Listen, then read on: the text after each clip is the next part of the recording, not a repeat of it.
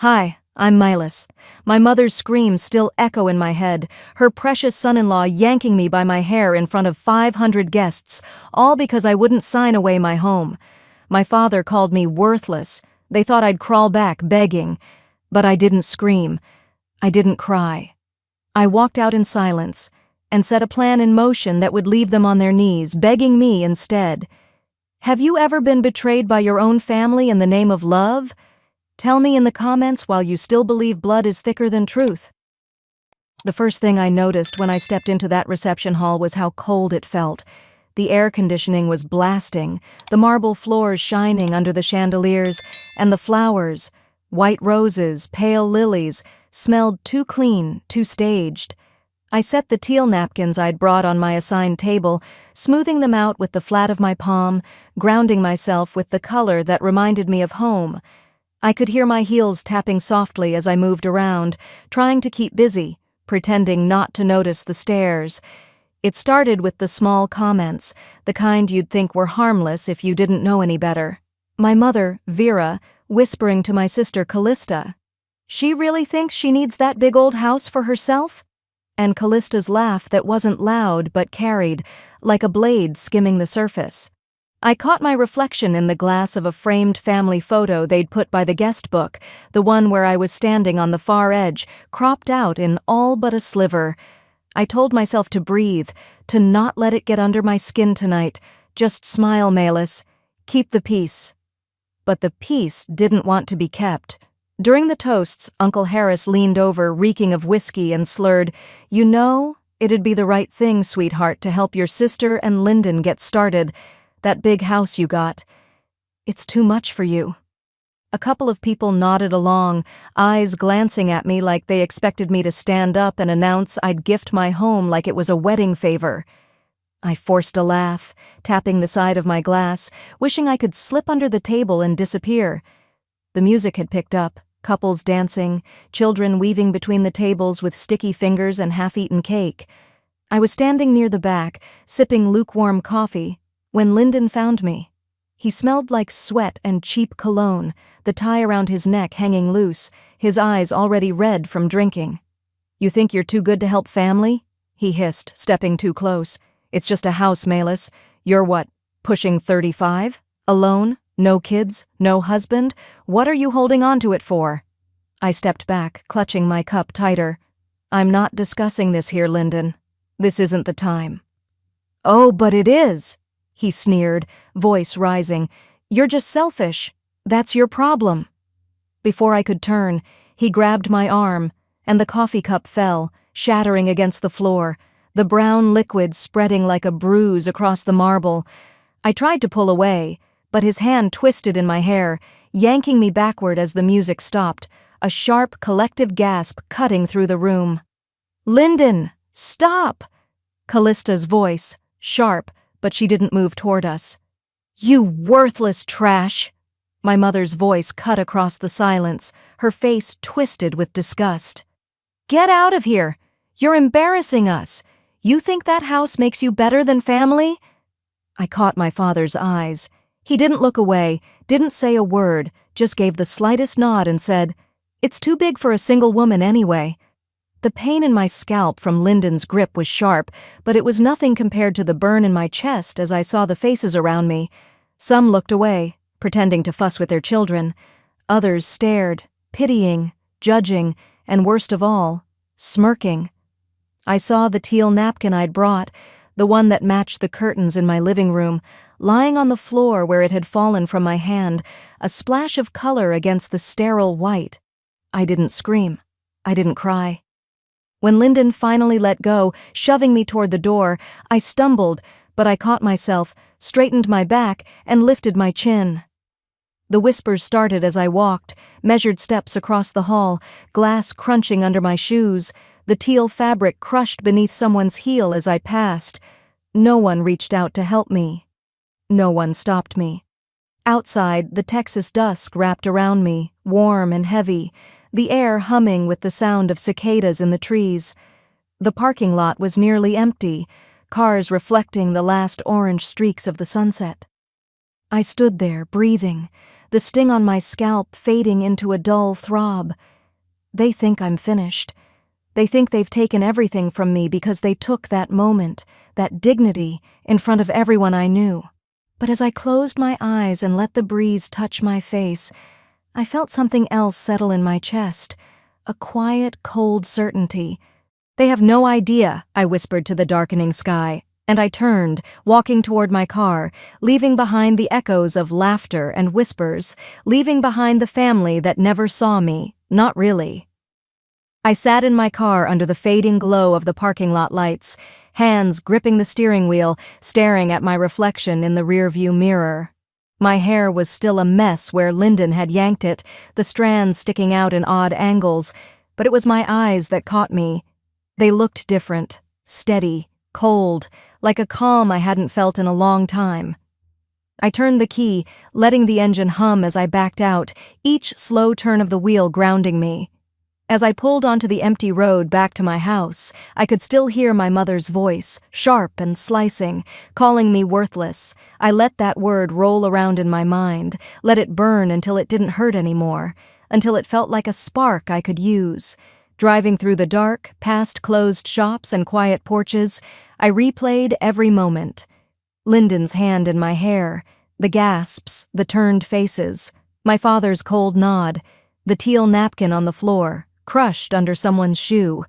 It was just a napkin, but it felt like everything they were trying to take from me, my space, my choices, my quiet corner of the world that I had built on my own. I pulled into my driveway, the porch light I'd installed flickering to life, washing the front steps in warm yellow. I sat there for a moment, the engine ticking as it cooled, before grabbing my bag and heading inside. The house smelled like lavender and wood polish, the curtains I had chosen hanging neatly, the kitchen counters I had sanded myself shining in the low light. I leaned against the door, taking it in, letting the quiet remind me why I fought so hard to keep this place. I put on a kettle, the whistle filling the silence, and sat at the small kitchen table scrolling through my phone. That's when the first voicemail came in. Vera, her voice brisk, sharp. "Miles, don't be dramatic. You embarrassed us all tonight, you know that? Just call me back, let's be reasonable." My fingers tightened around the phone. A text popped up from Callista seconds later. "Just give us the house. It's what family does for each other." Family. They always threw that word around when they wanted something, when it was convenient. But I remembered standing alone in that hall, their faces turned away as I was dragged out, and I wondered if they knew what that word even meant. I let the phone buzz, let the messages pile up, notifications lighting up the screen like blinking warnings. Another voicemail, this time my father, his voice soft, almost tired. "It's just a house, Melis. Don't ruin the family over this. You're being stubborn." Stubborn. That's what they called it when you didn't give them what they wanted. I set the phone down, pressing my palm against the cool surface of the table, letting the vibration echo through the wood before it stilled. Later that night, I found myself scrolling through social media, the photos of the wedding flooding every corner of my feed. Smiling faces, raised glasses, captions like "family first" and "best day ever." There was Callista in her gown, Lyndon's arm around her, his grin wide, as if nothing had happened. My mother in the background, smiling, her hand on Callista's shoulder, my father standing next to them, looking proud. I stared at those pictures, each one a reminder of the silence that surrounded what they had done, the way they could all move on as if nothing had happened while I sat here, the echo of that slap still stinging on my cheek, the humiliation crawling under my skin. I stood, walking through my house, letting my hand brush against the walls I had painted myself, the colors I had chosen after long days at work. I walked into the kitchen, running my fingers along the edges of the counters I had saved for, built with my own hands. I touched the curtains I had spent a weekend sewing, the teal fabric soft under my fingers. It was mine, all of it, every inch of it carrying pieces of me. Tears threatened, but I swallowed them down, gripping the fabric tightly, whispering to the empty room, "No, I wasn't going to let them take this, not without a fight." I went to the dining table, pulling open the drawer where I kept my paperwork, taking out the thick folder of mortgage statements, the deed to the house, my name printed clearly, each page a marker of the nights I had spent working late, the sacrifices I had made to keep this place, to build something that was mine. They thought they could take it with a few words, a slap, a threat. They had no idea. I opened my laptop, the screen lighting up the dim room, and began searching for legal advice, the quiet clicks of the keyboard steady, each one a promise I made to myself. If they wanted a fight, they were going to get one. That thought was still humming in my chest when I finally drifted off for a few hours, but the dawn hadn't even cracked before I woke to the sound of knocking. At first, I stayed in bed, willing it to stop, but it only grew louder, sharper, like a demand rather than a request. I pulled on a sweater and walked to the door, my bare feet cold against the wooden floor. Through the peephole, Lyndon's smirk was waiting for me, and just behind him, Vera was parked at the curb, her arms folded, sunglasses on, like she couldn't be bothered to step out but wanted to see the show. I opened the door halfway. "What?" "Morning, Malis," Lyndon said, shifting a cheap manila folder in his hands. "Thought I'd save you the lawyer fees and bring this by myself." I eyed the folder. "What is it?" "Just a transfer form," he said, tapping it with his finger, slow and patronizing. "You sign it, we're done. No need for all this drama, you know? It'll be easier if you just do the right thing." Behind him, Vera's window slid down. "Don't drag this out, Malis," she called. "It's embarrassing enough already." I wanted to slam the door, but I held it steady, refusing to give him that satisfaction. "I'm not signing anything." Lyndon's jaw twitched, just enough for me to catch it. "You're making a mistake," he said, lowering his voice. "You're holding this family hostage over a piece of property." I laughed, short and humorless. "Funny, that's exactly what you're trying to do." He leaned in a fraction. "Think about it." I closed the door on him, the click of the lock louder than it should have been, and leaned my forehead against the frame for a moment, gathering myself before turning away. Through the blinds, I could see Mrs. Halpern across the street, her face framed in the window as she watched, pretending to tidy her curtains. Another neighbor across the way was standing on the porch, coffee cup in hand, eyes fixed on my house like it was a spectacle. The neighborhood felt smaller that morning, heavy with the weight of whispers I couldn't quite hear but could feel scraping against my skin. My phone buzzed on the counter as I poured myself coffee, the dark liquid shaking in the cup as my hands betrayed the calm I was trying to hold. It was a text from Callista. "We'll go to court if we have to. You're being unreasonable." Another buzz. Vera had posted on Facebook a vague status about some people forgetting what family meant and betrayal from within. The comments below it ranged from "Stay strong, mama" to "Family will always sort it out." I scrolled until the words blurred, my thumb pausing over the like button, then pulling back. Let them think what they wanted. I needed air, so I grabbed my laptop and bag and headed out to the cafe down the road where I sometimes worked remotely. It was quiet enough, the smell of coffee beans and pastries giving the illusion that life was normal. I sat up in a corner, trying to lose myself in emails and invoices and anything but the throb in my temple. But it wasn't long before I heard them. Two women at the next table whispering, trying not to look at me but failing. "I heard she's refusing to help her family even after everything they've done for her," one said, stirring her coffee.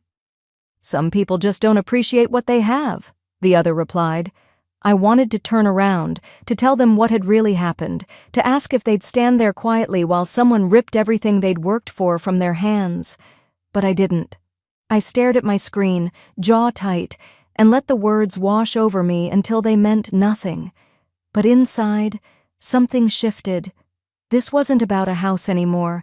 It was about them thinking they could take my dignity, that they could slap me, drag me, and still control the story, turning neighbors into quiet judges, turning me into the villain in their narrative. I closed my laptop, took a slow breath, and opened it again. My fingers moved across the keys, searching for local property lawyers, reading reviews, checking credentials. I found one, A woman whose profile spoke of handling difficult family property disputes with discretion and strength.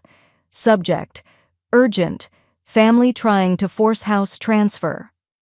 I typed out the email, attaching screenshots of Callista's threats, the voicemail transcripts, the Facebook posts, outlining everything. Each sentence felt like a reclaiming, a quiet promise that I was not going to let them corner me. When I got home that evening, the sunset had given way to deep blue, the kind that made the streetlights glow brighter. I stepped inside, locking the door behind me, my bag still slung over my shoulder as I checked the windows, pulling the curtains closed. That's when I saw it through the crack between the curtains. A car, engine running, headlights on, parked just across from my house, idling without moving. I stood there, holding the curtain edge, watching the lights illuminate the empty street, my heart steady, my mind clear. They thought fear would make me give up. A car idled outside in the dark, headlights on, waiting. The night felt heavy even after the car drove off, its headlights fading, but the tension it left behind clung to me like a damp sheet I couldn't shake. I barely slept, my eyes snapping open at every sound, waiting for a knock that didn't come. Morning was barely awake when I stepped outside, the sky a pale gray that hadn't decided if it would rain or clear. That's when I saw it. A single sheet of paper taped crookedly to my door, the corners flapping in the breeze like it was mocking me. I pulled it down, reading the letter printed in cheap ink, the words family mediation bolded as if to remind me I was the problem. The letter was from some lawyer Lyndon scraped up, claiming I was causing emotional distress to my family by refusing to hand over my house. I let out a breath I didn't realize I was holding, folding the paper and sliding it into the drawer by the door. I didn't have the energy to deal with it right then, but it wasn't going anywhere. Neither were they. Later that morning, I dressed in a simple navy dress and drove to church, hoping to find a sliver of calm. It wasn't that I was particularly devout, but the routine, the hymns, the quiet prayers, the smell of coffee in the foyer, usually grounded me. I parked in my usual spot, taking a deep breath before stepping out, but as soon as I walked through the doors, I felt it. The sideways glances, the hesitant nods. Vera was there, of course, standing with Callista near the coffee station, leaning in to whisper with Pastor Graham, her hand resting dramatically on her chest. I couldn't hear her words, but I didn't need to. The looks I got from the elders as I passed told me enough. "She's just lost right now, Pastor. She needs guidance," I imagined Vera saying, her voice all fake concern and righteous martyrdom. During coffee hour, I tried to keep to myself, stirring the paper cup in my hand, avoiding eye contact. But Vera didn't let me fade into the background. She walked over, her heels clicking on the tile, her smile a blade. "Melis," she said, loud enough for those around us to hear. "Don't you want your family to have a chance? You're making this so much harder than it needs to be." I looked at her, forcing my face into something neutral, but inside, I could feel the burn of every eye on me, the unspoken judgment hanging thick in the air. "You don't get to do this here," I replied quietly.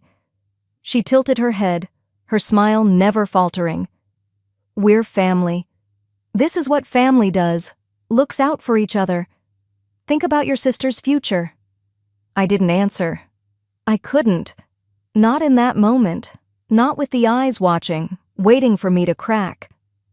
I excused myself, walking to the table to toss my coffee, but my hand paused as I noticed a teal napkin beneath the stack of white ones.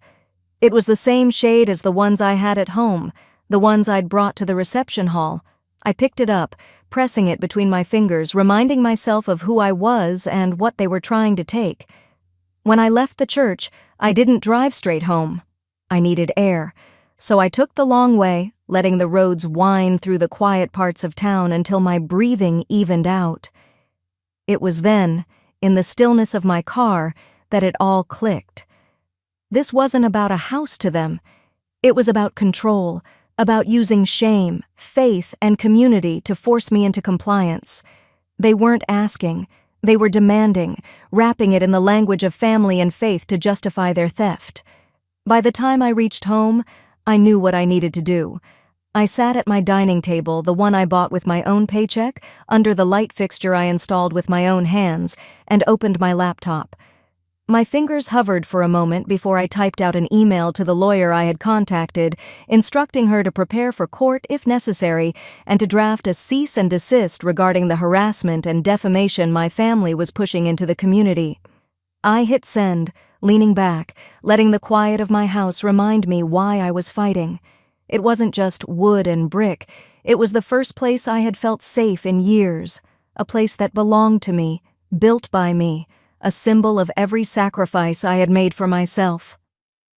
That night, as I was locking up, turning off lights and checking the front windows, my phone buzzed on the kitchen counter. A text from Vera.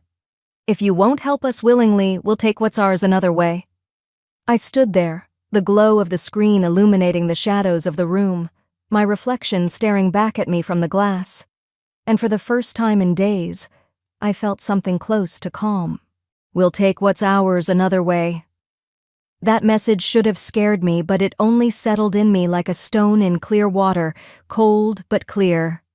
I set my phone down on the counter, letting the glow fade, and took a deep breath in the quiet of my kitchen.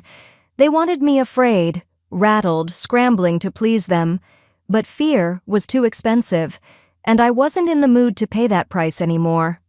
The next morning came with gray clouds and the low hum of the city outside. I pulled on a sweater, the one I always wore on days I needed to feel steady, and sat at the table with my laptop.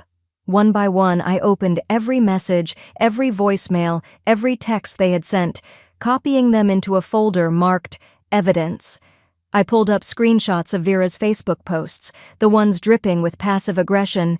"Family will always be there for you, even when you try to push them away."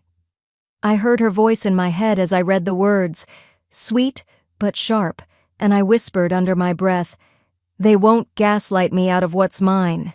It wasn't even noon when my phone chimed, and I saw Callista's name pop up with a video attachment. I almost ignored it, but something in me knew I had to see it. The video was only a few seconds long, but it was enough. Someone had clipped footage from the wedding, cutting out everything that led up to Lyndon grabbing me, editing it to show me pushing back, my face twisted in shock, making it look like I was the aggressor. The message under it read, "If you don't sign, this goes to your boss." For a moment, the room felt like it tilted. I placed the phone face down on the table, pressing the heels of my hands into my eyes until I saw sparks of light.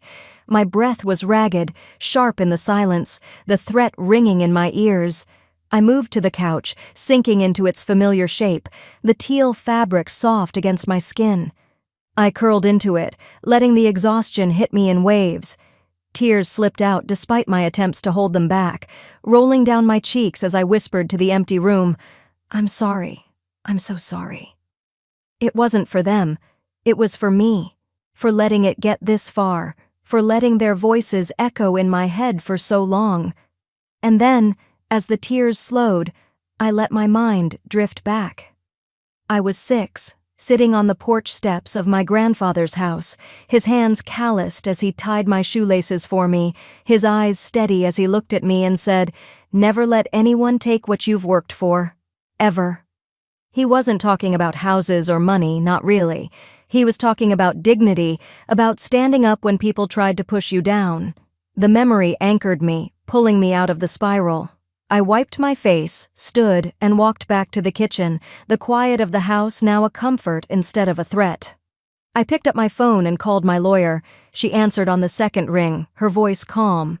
I explained everything, the edited video, the threats, the community whispers. She didn't sugarcoat it. "Melis, this is harassment, and it's blackmail. We can respond legally, but you need to be prepared. They're playing dirty, and they're not going to stop because we ask nicely." "I don't expect them to," I said, my voice steadier than I felt. "Just tell me what to do." We made a plan, step by step. I would forward all communications, keep documenting everything, and she would prepare to send a cease and desist, outlining the defamation and harassment. It wasn't the end, but it was something. After we hung up, I stood in the kitchen for a moment, looking around at the home I had built. The paint colors I chose, the photos on the wall, the grooves on the counter where I had dropped a heavy pot that one time. This wasn't just a building to me, it was the proof that I could stand on my own. "They want a war," I whispered to myself, pressing my palm against the counter, feeling the solid surface under my skin. "They'll get one." That night, as I was getting ready for bed, my phone buzzed once more. It was a message from Vera. "Last chance, tomorrow." I didn't reply. I set the phone down, turned off the light, and lay in the dark, letting the quiet wrap around me. Tomorrow was coming, whether I wanted it or not, and I would be ready. When dawn cracked open the sky, I sat on the edge of my bed, knowing today would carve a new line in the sand. I didn't linger under the covers like I sometimes did, listening to the world before stepping into it. No, I pulled on my jeans, tied back my hair, and let the quiet of the house fill me as I moved through each room, touching the counters, the chair backs, the door frames. This was mine, and I wasn't going to let them take it. Later that morning, I parked my car outside the community center, where the HOA meeting was held every month, the one I rarely attended unless there was something about trash pickup or streetlights. Today, Vera and Lyndon were already inside, pacing near the coffee urn, greeting neighbors with bright fake smiles that flickered the moment they saw me walk in. The air smelled of stale pastries and cheap coffee, and I could almost hear the whispers before they started. I found a seat near the back, pulling my teal handkerchief from my pocket and folding it, unfolding it, folding it again. Vera was already speaking to a group near the front, her hand on her chest as she leaned in, shaking her head like she was mourning something unspeakable. Lyndon, standing beside her, glanced back at me with a smirk that made me grip the handkerchief tighter. The meeting droned on about fence heights and speeding complaints until Lyndon stood, clearing his throat with theatrical exaggeration. "Sorry to interrupt, but I think it's important we talk about how personal conflicts can affect community harmony." His voice was loud, confident, echoing in the room. People turned, some curious, some uncomfortable. Vera dabbed her eyes with a tissue, and I could see Callista standing near the door, arms crossed, nodding solemnly. Lyndon kept going. "It's just a shame when someone prioritizes their own greed over family, over community, causing distress and division. You all know how important family is." He didn't say my name, but everyone's eyes slid to me, some pitying, others cold, a few unsure. My throat tightened, but I didn't move. I kept folding that handkerchief, focusing on the steady movement of the fabric under my fingers. I remembered my grandfather's words, the same ones I clung to when I first bought this house, when I painted the walls myself, when I worked double shifts to make the mortgage payments. "Never let anyone take what you've worked for." Lyndon took a step closer, lowering his voice just enough that only I could hear. "Just sign it over, Melis. Do the right thing." I stood, slipping the handkerchief back into my pocket, letting my hands fall calmly to my sides. "Are you finished?" The room was so quiet you could hear the hum of the old air conditioning unit above us. Lyndon opened his mouth, but I raised a hand. "I've listened to enough. Let me be clear. I have legal representation. I have documented every call, every text, every post you've made. If you continue to defame me, harass me, or threaten me in any way, I will not hesitate to take this to court." Someone in the back gasped. Vera's face drained of color, and her mouth moved soundlessly. Lyndon's smirk vanished, replaced with a flush of red creeping up his neck. The neighbors who once looked at me with judgment now shifted uncomfortably, a few glancing at Lyndon, their eyes narrowing. "I'm not here to fight in front of all of you," I continued, my voice steady. "But I will defend what I've built, what is legally and rightfully mine. I will not be shamed into giving away my life's work for the comfort of others." I turned, refusing to give them another moment of my silence, and walked out of that room. I felt every pair of eyes on my back, but I didn't let them see me falter. Outside, the evening was cool, the sky painted with the last streaks of sunset. I walked to my car, unlocking it with a calm click, and drove home without looking back. Later that night, after I had washed the dishes and checked the locks twice, I opened my front door to grab the mail. An envelope lay on the mat, no address, no name. I picked it up, the paper thin under my fingers, and opened it. Inside was a single line printed in block letters. "You think you've won? We're just getting started." I stood there for a moment, letting the words settle, then set the note on the counter. I locked the door, turned off the porch light, and walked back into the heart of my home, letting the darkness close around me. If they wanted to keep playing, they would see just how ready I was. I stood in my kitchen, the note still on the counter, the letters pressing into my mind like a bruise. We're just getting started. I folded the paper once, twice, then slipped it into a drawer I kept locked now, next to the folder where I stored every text, voicemail, screenshot, and letter they had sent. My pulse was steady, but my mind was working, lining up the next steps, refusing to let fear decide for me. That morning, I walked outside to water the small flower bed by the mailbox, the air warm against my skin, the hum of cicadas filling the silence that used to feel comforting. Now, every glance from a neighbor felt loaded. Mrs. Clark, who used to wave and ask about my work, crossed the street without a word. A young dad I'd spoken to during past HOA meetings turned away, pulling his toddler's hand a little too quickly. They weren't subtle, whispering as I turned my back, voices sharp and quick, like a snake's hiss. Rumors were spreading, twisting who I was into something ugly. By the afternoon, I walked into my usual cafe workspace, the bell over the door jingling. I nodded at the barista, who offered a small, strained smile. My usual seat near the window was open, but the two women at the next table went quiet when I set down my laptop. I felt their eyes, the way one leaned toward the other, muttering, "She's the one, right? The family drama woman." My phone buzzed with a message from a colleague I barely spoke to outside of Slack. "Hey, just checking in. Are you okay? Hearing some weird stuff?" I didn't respond right away. I stared at the message while stirring the coffee I hadn't touched, watching the cream swirl into brown clouds. How many people had heard lies about me already? How many believed them? For a moment, exhaustion wrapped around me, heavier than any weighted blanket I had ever used on restless nights. I thought about calling them, telling them they could have the house, that I would sign it over just to end the noise. But then I felt it, the soft fabric of the teal handkerchief in my pocket, the one I had clutched in that HOA meeting, the one I had carried every day since my grandfather's funeral. He had told me once, when I was small and the world seemed too big, "You don't let anyone take what you've earned, Malis. Not ever." His voice was with me now, steady and calm, cutting through the fog of fear. I slipped my phone into my bag, stood up, and walked out of the cafe, letting the whispers trail behind me. The sun was dipping low as I drove straight to my lawyer's office. We had talked on the phone before, but this was different. I needed them to see my face when I said, "They're slandering me, and it's time we stop letting them control the narrative." My lawyer, a woman in her 50s with sharp eyes, softened only by the smile lines around them, nodded. "It's defamation, plain and simple. If they keep pushing, we'll file. But I need you prepared for the fight. It won't be quick." "I'm prepared," I said, and I meant it. That evening, I stopped by the grocery store on the way home, picking up milk and eggs, ignoring the side glances from people who once greeted me in the aisles. As I was reaching for a carton, a voice behind me said, "You're really going to do this to your family?"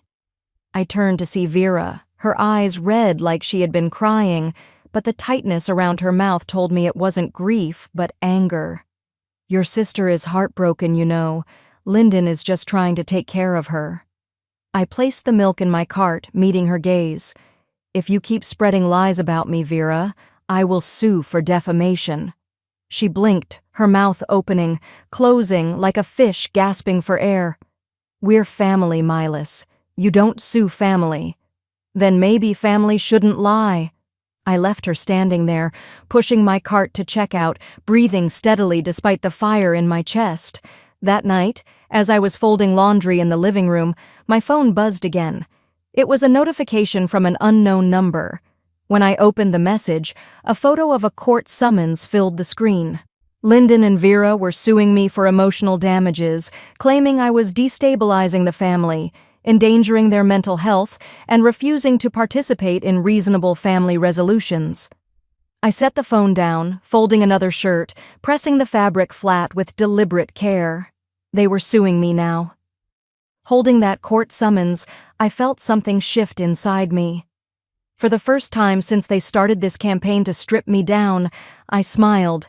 It wasn't a smile of joy, but the quiet, sharp curve of someone who knew the fight was about to turn. Let them bring it, I thought, as I folded the papers and slipped them into my bag beside the teal handkerchief I now carried everywhere. Monday morning dawned clear, the kind of day that would have once found me at the kitchen window with a cup of coffee, planning a garden project or calling my sister to see if she wanted to get lunch. Now I stood in front of the Travis County Courthouse, watching people shuffle in, some with coffee cups, some pulling briefcases, some holding hands. I wasn't here for any of those reasons. I was here to defend what was mine. I took a deep breath before walking through the doors, the air inside cool against my skin. Each step echoed off the marble floors, my boots clicking a steady rhythm that calmed me. My lawyer met me near security, her nod silent but reassuring as we walked to the courtroom. Vera and Lyndon were already there, Vera dabbing at her eyes with a tissue, Lyndon's jaw tight as he pretended not to notice me. They started, their attorney painting a picture of a family torn apart by my selfishness, claiming I was withholding the house out of spite, causing them irreparable emotional distress. Vera's eyes darted toward the judge, tears streaking her cheeks as she murmured about wanting what's best for the family. Lyndon spoke with a practiced calm, talking about how he and Callista just wanted to build a family in a home that should have been theirs all along. It was a show, each word dripping with the sticky sweetness of manipulation I'd learned to recognize too late. I sat, my hands clasped in my lap, feeling the warmth of the handkerchief in my pocket as I listened to their lies stack up like a rickety tower. When it was our turn, my lawyer stood, her voice even, measured and cutting in its precision.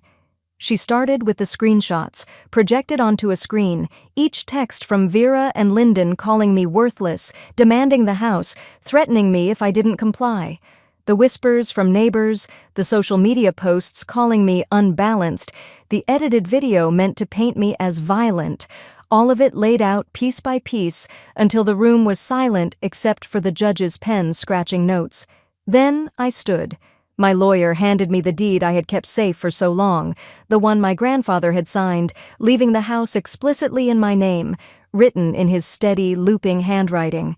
I read the words aloud, the final sentence he had underlined twice.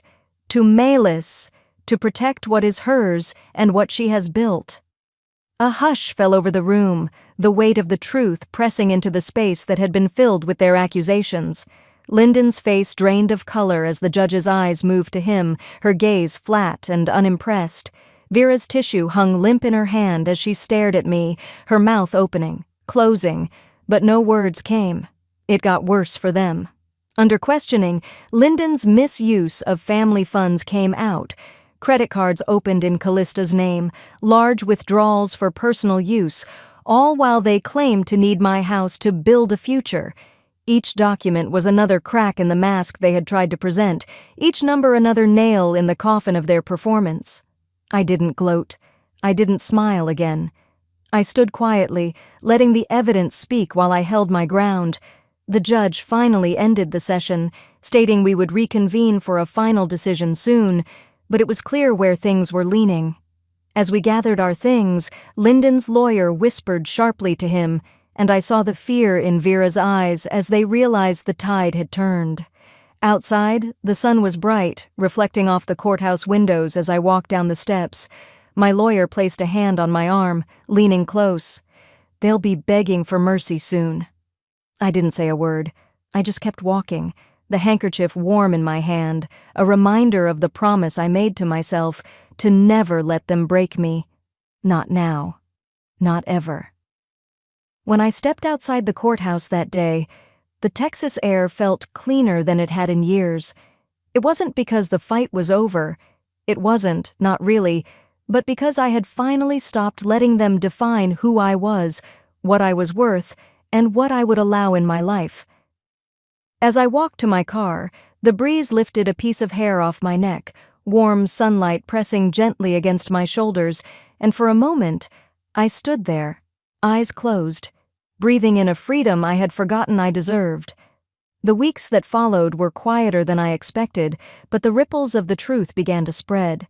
The news of Lyndon's financial misdeeds found its way through the family, each whispered phone call between cousins and aunts, carrying the weight of the betrayal they had tried to hide. Vera and Callista could no longer spin their story of me being the villain when people began to see who had really been taking what didn't belong to them. One morning, I was trimming back the lavender by the walkway, the scent strong on my hands, when a car pulled up and stopped. I didn't need to look up to know it was them. The slam of the car door, the hesitant shuffle of feet across the gravel. I knew these sounds like I knew the creak of my own floorboards. Vera's voice came first, softer than I had ever heard it. "Milas, can we talk?" She was thinner, her eyes tired, Callista beside her with the same drained look, her shoulders hunched like a child caught lying. I stood, brushing the dirt from my palms onto my jeans, waiting. I didn't invite them in. They stood at the bottom of my steps, looking up at me like people who realized they had backed themselves into a corner they could no longer pretend didn't exist. "We need your help," Vera finally said, her voice shaking. We were wrong. We didn't mean for it to go this far." Callista wiped her eyes. "We were scared. Lyndon, he made us believe we needed that house, that it was the only way we could be okay. We didn't know he was lying about the money." I listened, silent, letting the words fall around me like leaves in the breeze, remembering every phone call demanding what was mine, every whisper calling me selfish, every shove and cold look meant to force me into giving up what I had built. I reached into my pocket and felt the teal handkerchief, the soft fabric grounding me as I looked around at my home, the curtains I had chosen, the porch I had repaired with my own hands, the small garden that had bloomed under my care. This place was mine. It always had been. "This is mine," I said quietly, not to them but to myself, reinforcing the promise I made the day I walked out of that wedding in silence. "It always has been." They stood there, shifting uncomfortably, the silence heavy. Vera opened her mouth as if to speak, but no words came out. Callista looked at me with tears slipping down her cheeks, guilt and regret mingling on her face.